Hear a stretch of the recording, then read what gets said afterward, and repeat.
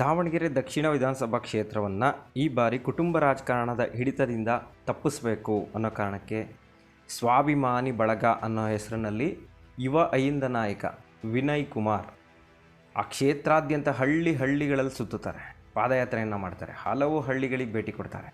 ಅಲ್ಲಿ ಕುಟುಂಬ ರಾಜಕಾರಣವನ್ನು ಅಂತ್ಯ ಮಾಡಬೇಕು, ಕಾಂಗ್ರೆಸ್ ಪಕ್ಷಕ್ಕೆ ಬುದ್ಧಿ ಕಲಿಸಬೇಕು ಅಂಥೇಳಿ ಎಲ್ಲ ಹಳ್ಳಿಗಳಿಗೂ ಭೇಟಿ ಕೊಡ್ತಾರೆ.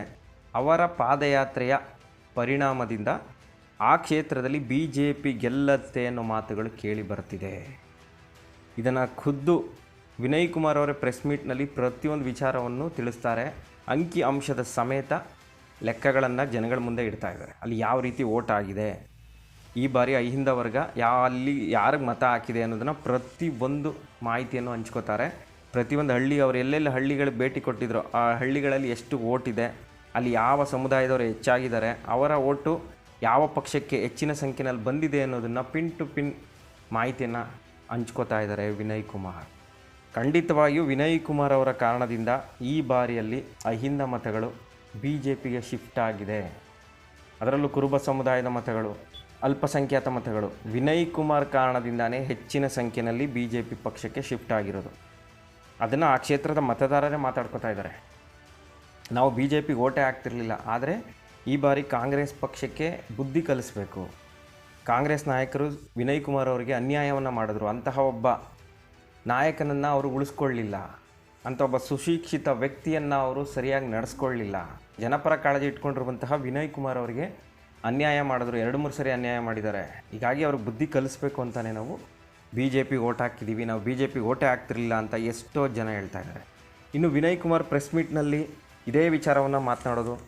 ಪ್ರೆಸ್ ಮೀಟ್ನಲ್ಲಿ ಅವ್ರು ಹೇಳಬಿಡ್ತಾರೆ, BJP ಗೆದ್ದೇ ಗೆಲ್ಲತ್ತೆ, ಮಾರ್ಜಿನ್ ಒಂದು 7-8 ಸಾವಿರ ಆಗಬಹುದು, ಅಷ್ಟು ಮಾರ್ಜಿನಲ್ಲಿ ಗೆದ್ದೇ ಗೆಲ್ತಾರೆ, ಜಾಸ್ತಿನೂ ಆಗ್ಬೋದು ಗೊತ್ತಿಲ್ಲ, ಆದರೆ ನಮ್ಮ ಅಂದಾಜಿನ ಪ್ರಕಾರ ಒಂದು 7,000 ಮತಗಳ ಅಂತರದಲ್ಲಿ BJP ಅಭ್ಯರ್ಥಿ ಗೆಲ್ತಾರೆ ಅನ್ನೋ ಒಂದು ಮಾತನ್ನು ಹೇಳ್ತಾರೆ. ಮತ್ತು ಅಹಿಂದ ವರ್ಗದ ಮತಗಳು 40-50% BJPಗೆ ಶಿಫ್ಟ್ ಆಗಿದೆ ದಾವಣಗೆರೆ ದಕ್ಷಿಣ ವಿಧಾನಸಭಾ ಕ್ಷೇತ್ರದಲ್ಲಿ ಅನ್ನೋ ಮಾತು ಹೇಳ್ತಾ ಇರೋದು. ಇದು ನಿಜಕ್ಕೂ ಕಾಂಗ್ರೆಸ್ಗೆ ಮತ್ತು ಸಿದ್ದರಾಮಯ್ಯನವ್ರಿಗೆ ಎಚ್ಚರಿಕೆ ಗಂಟೆ.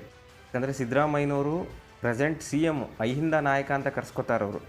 ಅಂತಹ ನಾಯಕ ಮುಖ್ಯಮಂತ್ರಿ ಆಗಿರುವಂತಹ ಟೈಮ್ನಲ್ಲಿ ನಡೆದಿರುವಂತಹ ಉಪಚುನಾವಣೆಯಲ್ಲಿ ಅಹಿಂದ ಮತಗಳು BJPಗೆ ಶಿಫ್ಟ್ ಆಗಿದೆ ಅಂದರೆ ಸಿದ್ದರಾಮಯ್ಯನವರು ಸ್ವಲ್ಪ ಎಚ್ಚೆತ್ತುಕೊಳ್ಳೇಬೇಕು. ಅವರೇನು ತಪ್ಪೆಜ್ಜೆ ಇಡ್ತಾ ಇದ್ದಾರೆ ಅದನ್ನು ಸರಿ ಮಾಡಿಕೊಳ್ಳೇಬೇಕಾಗತ್ತೆ.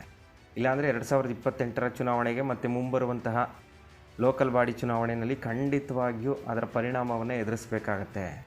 ವಿನಯ್ ಕುಮಾರ್ ಅವರು ಹೇಳ್ತಾರೆ, ಅಹಿಂದ ಮತಗಳು ದಾವಣಗೆರೆ ದಕ್ಷಿಣ ಕ್ಷೇತ್ರದಲ್ಲಿ 40-50% BJPಗೆ ಶಿಫ್ಟ್ ಆಯಿತು. ನಾನು ಎಲ್ಲೆಲ್ಲಿ ಪಾದಯಾತ್ರೆ ಮಾಡಿದ್ದೀನೋ ಆ ಎಲ್ಲ ಹಳ್ಳಿಗಳ ಲೆಕ್ಕಗಳನ್ನು ಕೊಡ್ತಾ ಇದ್ದೀನಿ. ಕಾನುಗೊಂಡನ ಹಳ್ಳಿನಲ್ಲಿ 96.3% ಮತದಾನ ಆಗಿದೆ. ಅಲ್ಲಿ 900 ಓಟ್ ಇರೋದು. ಆ 900 ಓಟಲ್ಲಿ 600ಕ್ಕೂ ಹೆಚ್ಚು ಮತಗಳು BJPಗೆ ಬಂದಿದೆ ಅಂತ ಹೇಳ್ತಾ ಇದ್ದಾರೆ. ಇನ್ನು ಬಟ್ಲುಕಟ್ಟೆ ಗ್ರಾಮದಲ್ಲಿ 50-50 ಆಗಿದೆ ಅಂತ ಹೇಳ್ತಾ ಇದ್ದಾರೆ. ಬಟ್ಲುಕಟ್ಟೆ ಗ್ರಾಮದಲ್ಲಿ ಹೆಚ್ಚಾಗಿರೋದು ಕುರುಬ ಸಮುದಾಯ ಮತ್ತು ST ಸಮುದಾಯದವರು. ಅಲ್ಲಿ 650 ಓಟು ಕುರುಬ್ರದೇ ಇದೆ. ಕುರುಬ್ರು ಮತಗಳಲ್ಲಿ 650ರ ಪೈಕಿ 400ಕ್ಕಿಂತ ಹೆಚ್ಚು ಓಟುಗಳು BJPಗೆ ಶಿಫ್ಟ್ ಆಗಿದೆ. ಖಂಡಿತವಾಗಿಯೂ ಅದು BJPಗೆ ಬಂದಿರೋದು. ಆ ಕ್ಷೇತ್ರದ ಮತದಾರರು ಹೇಳ್ತಾ ಇದ್ದಾರೆ, ನಾವೆಲ್ಲ ಈ ಸರಿ BJPಗೆ ಹಾಕಿದ್ದೀವಿ, ಕಾಂಗ್ರೆಸ್ಗೆ ಹಾಕಿಲ್ಲ, ನಿಮಗೆ ಅನ್ಯಾಯ ಆಗಿದೆ, ನಿಮ್ಮ ಕಾರಣದಿಂದ ನಾವು BJPಗೆ ಹಾಕಿದ್ದೀವಿ ಅನ್ನೋ ಮಾತನ್ನು ಹೇಳ್ತಾ ಇದ್ದಾರೆ ಅಂತೇಳಿ ವಿನಯ್ ಕುಮಾರ್ ಅವರು ಮಾಹಿತಿಯನ್ನು ಕೊಡ್ತಾ ಇರೋದು. ಇನ್ನು ಜಡಗನಹಳ್ಳಿನಲ್ಲೂ ಕೂಡ 450 ಓಟು, ಅಲ್ಲಿ 350 ಓಟ್ BJPಗೆ ಬಂದಿದೆ. ಅಲ್ಲೂ ಕೂಡ ಅಹಿಂದ ಮತದಾರರೇ ಹೆಚ್ಚಿನ ಸಂಖ್ಯೆಯಲ್ಲಿರೋದು. 75% ಅಹಿಂದ ಮತಗಳು BJPಗೆ ಶಿಫ್ಟ್ ಆಗಿದೆ. ಅದಕ್ಕೆ ನನ್ನ ಪಾಲು ಇದೆ ಅಂತೇಳಿ BJP ನಾಯಕರೇ ಒಪ್ಕೋತಾ ಇದ್ದಾರೆ. ನಾನು ಪಾದಯಾತ್ರೆ ಮಾಡಿದಂತಹ ಪರಿಣಾಮ ಮತ್ತು ನಮ್ಮ ಸ್ವಾಭಿಮಾನಿ ಬಳಗ ಹಗಲಿರುಳು ಶ್ರಮಿಸಿದ್ದು ಅಹಿಂದ ವರ್ಗದವರು ಈ ಬಾರಿ BJPಯನ್ನು ಗೆಲ್ಲಿಸಬೇಕು ಅಂತ ಪಣ ತೊಟ್ಟಿದ್ದೆ BJP ಗೆಲ್ಲೋದಕ್ಕೆ ಕಾರಣವಾಗಿದೆ ಅನ್ನೋ ಮಾತನ್ನು ವಿನಯ್ ಕುಮಾರ್ ಅವರು ಹೇಳ್ತಾ ಇರೋದು. ವಿನಯ್ ಕುಮಾರ್ ಅವರ ಈ ಮಾತನ್ನು ಕೇಳಿದಾಗ ನಿಜಕ್ಕೂ ಕಾಂಗ್ರೆಸ್ ನಾಯಕರಿಗೆ ಆತಂಕ ಶುರುವಾಗೋದು ಖಂಡಿತ. ಅದರಲ್ಲೂ ಸಿದ್ದರಾಮಯ್ಯನವರಂತೂ ಬಹಳ ಎಚ್ಚರಿಕೆಯಿಂದನೇ ಇರಬೇಕು. ಅವರು ಅಹಿಂದ ನಾಯಕ ಅಂದರೆ ನಾನು ಒಬ್ಬನೇ, ಕುರುಬ ಸಮುದಾಯದ ಮೇಲೆ ನಾನು ತುಂಬ ಹಿಡ್ತಾ ಇದೆ ಅಂದ್ಕೊಂಡಿದ್ರು.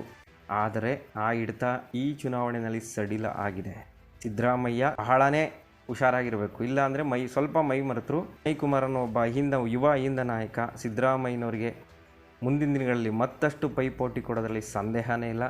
ಈಗ ದಾವಣಗೆರೆ ದಕ್ಷಿಣ ವಿಧಾನಸಭಾ ಕ್ಷೇತ್ರದಲ್ಲಿ ವಿನಯ್ ಕುಮಾರ್ ಕೊಟ್ಟಿರುವಂತಹ ಲೆಕ್ಕದ ಪ್ರಕಾರನೇ ಓಟ್ ಆಗಿರುತ್ತಾ? BJPಗೆ 40-50% ಅಹಿಂದ ವರ್ಗಗಳು ಶಿಫ್ಟ್ ಆಗಿದ್ದಾವ? ಅಲ್ಲಿ BJP ಕಡಿಮೆ ಅಂತರದಲ್ಲಾದರೂ ಗೆಲ್ಲದೆ ಬಿಡತ್ತಾ? ಈ ಎಲ್ಲ ಪ್ರಶ್ನೆಗಳಿಗೂ ಫಲಿತಾಂಶದ ದಿನಾನೇ ಉತ್ತರ ಸಿಗತ್ತೆ. ಮತ್ತು ವಿನಯ್ ಕುಮಾರ್ ಶಕ್ತಿ ಏನು ಅನ್ನೋದನ್ನು ಫಲಿತಾಂಶಕ್ಕೂ ಮುಂಚೆನೇ ಪ್ರತಿಯೊಬ್ಬರು ಅರ್ಥ ಮಾಡ್ಕೋತಾ ಇದ್ದಾರೆ. ಕಾಂಗ್ರೆಸ್ ನಾಯಕರು ಅರ್ಥ ಮಾಡ್ಕೋತಾ ಇದ್ದಾರೆ ಮತ್ತು BJP ನಾಯಕರು ಕೂಡ ವಿನಯ್ ಕುಮಾರ್ ಅವ್ರನ್ನ ಹಾಡಿ ಹೊಗಳ್ತಾ ಇದ್ದಾರಂತೆ. ನೀವು ಈ ಚುನಾವಣೆಯಲ್ಲಿ ನಮಗೆ ಸಪೋರ್ಟ್ ಮಾಡಿದ್ದು ತುಂಬಾ ಫಲ ಕೊಟ್ಟಿದೆ, ನೀವು ಓಡಾಡಿದ್ರಿಂದನೇ 5 ಮತಗಳು BJPಗೆ ಶಿಫ್ಟ್ ಆಗಿದೆ ಅನ್ನೋ ಮಾತನ್ನು ರಾಜ್ಯ ಮಟ್ಟದ BJP ನಾಯಕರೇ ಹೇಳ್ತಿರೋದ್ರಿಂದ ಮುಂಬರುವ ದಿನಗಳಲ್ಲಿ ವಿನಯ್ ಕುಮಾರ್ ಬಲಿಷ್ಠ ಅಹಿಂದ ನಾಯಕ ಆಗೋದ್ರಲ್ಲಿ ಯಾವುದೇ ಸಂದೇಹ ಇಲ್ಲ. ಆದರೆ ಅವರು ಯಾವ ಪಕ್ಷವನ್ನು ಸೇರ್ತಾರೆ ಅನ್ನೋದ್ರ ಮೇಲೆ ಅವರ ಭವಿಷ್ಯ ನಿಂತಿದೆ ಅನ್ನೋ ಮಾತು ಕೂಡ ಕೇಳಿ ಬರ್ತಾ ಇದೆ. ಕೆಲವರು ಅವರು BJPಗೆ ಹೋಗಬಾರ್ದು ಅಂತ ಹೇಳ್ತಾ ಇದ್ದಾರೆ, ಇನ್ನು ಕೆಲವರು BJPಲೇ ಇರಲಿ ಬಿಡ್ರಿ ಏನಾಗಲ್ಲ ಅಂತ ಇದ್ದಾರೆ. ಈ ಎಲ್ಲ ಪ್ರಶ್ನೆಗಳು ವಿನಯ್ ಕುಮಾರ್ ಅವರೇ ಅಂತಿಮ ಉತ್ತರವನ್ನು ಕೊಡಬೇಕಾಗತ್ತೆ. ಈ ಒಂದು ಉಪಚುನಾವಣೆಯಲ್ಲಿ ಬಹಳ ಸ್ಪಷ್ಟವಾಗಿ BJPಗೆ ಗೆದ್ದೇ ಗೆಲ್ಲುತ್ತೆ ಅನ್ನೋ ಒಂದು ಮಾಹಿತಿ ನಮಗೆ ಬಂದಿದೆ. ಈ ಒಂದು ಚುನಾವಣೆಯಲ್ಲಿ ನನ್ನ ಅಂದಾಜಿನ ಪ್ರಕಾರ ಸುಮಾರು ಒಂದು 60ರಿಂದ 61 ಸಾವಿರ BJPಗೆ ಅಂದಾಜಿದೆ, ಅದು ಹೆಚ್ಚು ಕಮ್ಮಿ ಆಗ್ಬೋದು. ಒಂದು 58 ಸಾವಿರ 57 ಸಾವಿರ ಕಾಂಗ್ರೆಸ್ಸಿಗೆ, ಆಮೇಲೆ ಪಕ್ಷೇತರ ಯಾರ ನಿಂತಿದ್ರು SDP ಒಂದು 30 ಸಾವಿರ, ಆಮೇಲೆ ಇನ್ನೊಂದು 10 ಸಾವಿರ ಅದರ್ ಯಾರು ಇಂಡಿಪೆಂಡೆಂಟ್ ನಿಂತಿದ್ರು. ಓವರಾಲ್ 40 ಸಾವಿರ ಮುಸ್ಲಿಂ ವೋಟ್ಸು ಕಾಂಗ್ರೆಸ್ಸಿಂದ ದೂರ ಆಗುತ್ತೆ, ಅಲ್ಪಸಂಖ್ಯಾತ ವೋಟುಗಳು. ಆಮೇಲೆ ಗ್ರಾಮೀಣ ಭಾಗದ ಎಲ್ಲ ಬೂತ್ಗಳಲ್ಲೂ ಕೂಡ ಏನು ಹಿಂದುಳಿದ ಮತ್ತು ದಲಿತ ವೋಟ್ ಬ್ಯಾಂಕ್ ಕಾಂಗ್ರೆಸ್ ನನ್ನದೇ ಅಂತ ಅನ್ಕೊಂಡಿತ್ತು, ಈ ಒಂದು ಚುನಾವಣೆಯಲ್ಲಿ 40ರಿಂದ 50% ಅವು ಕಾಂಗ್ರೆಸ್ಸಿಂದ ದೂರ ಆಗಿದ್ದಾವೆ. ಫಾರ್ ಎಕ್ಸಾಂಪಲ್, ತುರ್ಚಘಟ್ಟದಲ್ಲಿ 450ರಿಂದ 500 ಅಲ್ಪಸಂಖ್ಯಾತ ವೋಟುಗಳು ಈ ಸಾರಿ BJP ಬಂದಿದ್ದಾವೆ. ಆಮೇಲೆ ಸುಮಾರು 80 to 90% ಉಪ್ಪಾರ ವೋಟ್ಸ್ ಇರ್ಬೋದು. ಮುಂಚೆ ಅದು 50-50 ಇತ್ತು, ಈಗೆಲ್ಲ ಶಿಫ್ಟ್ ಆಗಿದ್ದಾವೆ. ನಾನು ಈ ಒಂದು ಕ್ಷೇತ್ರದಲ್ಲಿ ಪಾದಯಾತ್ರೆ ಮಾಡಿದ್ದೆ. ಈಗೊಂದು ಕ್ಷೇತ್ರದ 28 ಹಳ್ಳಿಗಳಿಗೆ ಸುಮಾರು 11ರಿಂದ 12 ತಾಸು ಬೆಳಗಿಂದ ಸಾಯಂಕಾಲ ನಡ್ಕೊಂಡು ಒಂದು ಪಾದಯಾತ್ರೆ ಮಾಡಿದ್ದೆ.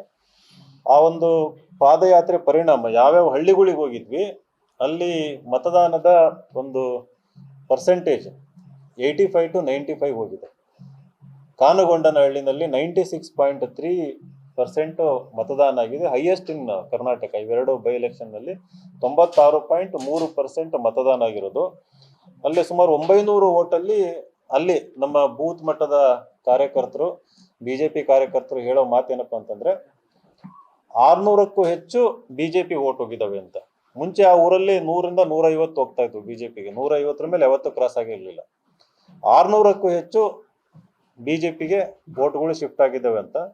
ಅದೇ ರೀತಿ ಬಟ್ಲಕಟ್ಟೆ ಗ್ರಾಮದಲ್ಲೂ ಅಷ್ಟೇನೆ 50-50 ಆಗಿದೆ ಅಂತಂದು. ಸೊ ಅಲ್ಲಿ 2 ಸಮಾಜ ಹೆಚ್ಚಿನದಲ್ಲಿರುವಂಥದ್ದು, ಕುರುಬ ಸಮಾಜ ಹಾಗೂ ST ಸಮಾಜ, ವಾಲ್ಮೀಕಿ ಸಮಾಜ ಸುಮಾರು ಒಂದು 150 ಇದೆ. ಅಲ್ಲಿ 150 ಕೂಡ BJP ಹೋಗಿದ್ದಾವೆ. ಆಮೇಲೆ ನಮ್ಮ ಕುರುಬ ಸಮಾಜ ಎಷ್ಟು 650ರಲ್ಲಿ ಅಲ್ಲಿ ಅವರು ಹೇಳೋದು 400 BJP ಹಾಕಿದೀವಿ ಅಂತಂದು. ಜಡಗ್ನಹಳ್ಳಿನಲ್ಲಿ 455 ವೋಟ್ ಇದಾವೆ, ಅವ್ರು ಹೇಳೋದು 250-300 BJP ಹೋಗಿದ್ದಾವೆ ಈ ಸರಿ ಅಂತ.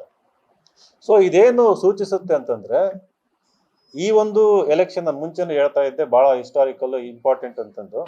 ಕರ್ನಾಟಕದ ರಾಜಕಾರಣದಲ್ಲಿ ಕಾಂಗ್ರೆಸ್ ಇಂದ ಅಹಿಂದ ಮತಗಳು ದೂರ ಆಗ್ತಿರುವಂತ ದಿಕ್ಸೂಚಿ ಈ ಒಂದು ಚುನಾವಣೆಯಲ್ಲಿ. ಅದು ಸಾಧ್ಯ ಆಗಿದ್ದು ಈ ಒಂದು ಚುನಾವಣೆಯಲ್ಲಿ ಎಲ್ಲರೂ ತೋರಿಸಿದಂತ ಒಗ್ಗಟ್ಟು ಹಾಗೂ ಟು ಸಮ್ ಎಕ್ಸ್ಟೆಂಟ್ ಏನು BJP ಲೀಡರ್ಗಳು ಹೇಳೋ ಪ್ರಕಾರ ನನ್ನ ಒಂದೇನು ಇನ್ವಾಲ್ವ್ಮೆಂಟ್ ಇತ್ತು ನಮ್ಮ ಸ್ವಾಭಿಮಾನಿ ಬಳಗದ್ದು, ಅದು ಕೂಡ ಎಲ್ಲಾ ಕಡೆ ಇಂಪ್ಯಾಕ್ಟ್ ಆಗಿದೆ ಅಂತ ಅಂದ್ಬಿಟ್ಟು.